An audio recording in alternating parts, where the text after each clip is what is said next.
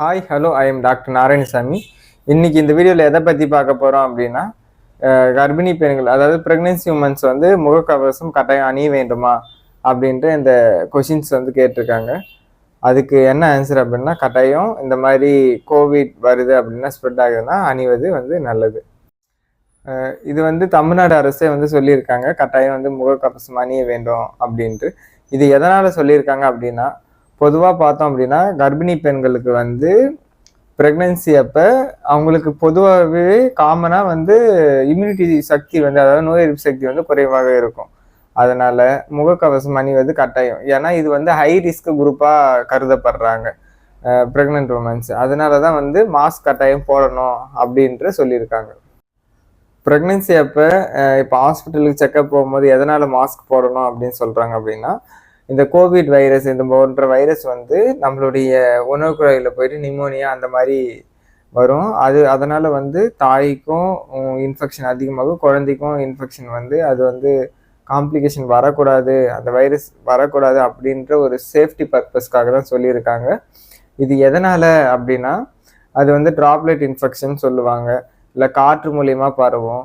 இப்போ நீங்கள் ஒரு ஹாஸ்பிட்டலுக்கு போகிறீங்க அப்படின்னா மாஸ்க் போட்டு போங்க, டிஸ்டன்ஸை வந்து ஃபாலோ பண்ணுங்கள், கொஞ்சம் சமூக இடைவெளி விட்டு நில்லுங்க. அப்புறம் பார்த்தோன்னா சத்தான உணவுகளை உண்ணுங்க, ரொம்ப ஹைஜீனிக்காக க்ளீனாக இருந்துக்கோங்க, அடிக்கடி கைகளை வந்து கழுவுங்க. இப்போ ஒரு கூட்டமாக இருக்காங்கன்னா அந்த இடத்துலாம் நீங்கள் வந்து போகிறத வந்து தவிர்க்கிறது ரொம்ப நல்லது. இப்போ ஹாஸ்பிட்டலுக்கு போகிறீங்கன்னா அதுக்கான ப்ரிவென்டிவ் மெஷர்ஸை வந்து எடுத்துக்கிறது நல்லது. இந்த கொரோனா வைரஸ்லேருந்து நம்ம பாதுகாத்து கொள்ள ஏதாவது தடுப்பு மருந்து இருக்கிறதா, அதாவது ப்ரிவென்டிவ் மெடிசன்ஸ் இருக்கிறதா அப்படின்னு கேட்டால் எஸ் இருக்கிறது. அது என்ன மருந்து அப்படின்னா ஆர்சனிக்கம் ஆல்பம். இது யார் பரிந்துரைக்கப்பட்டாங்க அப்படின்னா மத்திய அரசு மற்றும் மாநில அரசு, அதாவது ministry of central and state கவர்மெண்ட்டும் தமிழ்நாடு அரசும் வந்து சொன்ன ஒரு மருந்து தான் கோவிட் அப்போ சொல்லியிருந்தாங்க. என்ன மருந்து அப்படின்னா ஆர்சனிக்கம் ஆல்பம். இந்த மருந்து என்ன பண்ணுது அப்படின்னா நோய் எதிர்ப்பு சக்தியை வந்து அதிகரிக்கிறது, வைரஸ் தாக்கத்தை வந்து குறைக்கிறது. அண்டு இந்த மருந்து வந்து அந்த கோல்டு காஃப் அந்த மாதிரி கம்ப்ளைண்ட்ஸ் அந்த வைரல் இன்ஃபெக்ஷனை வந்து ரெடியூஸ் பண்ணுது. இதில் ப்ரிவென்டிவ் மெடிசனாகவும் ஆக்ட் ஆகுது.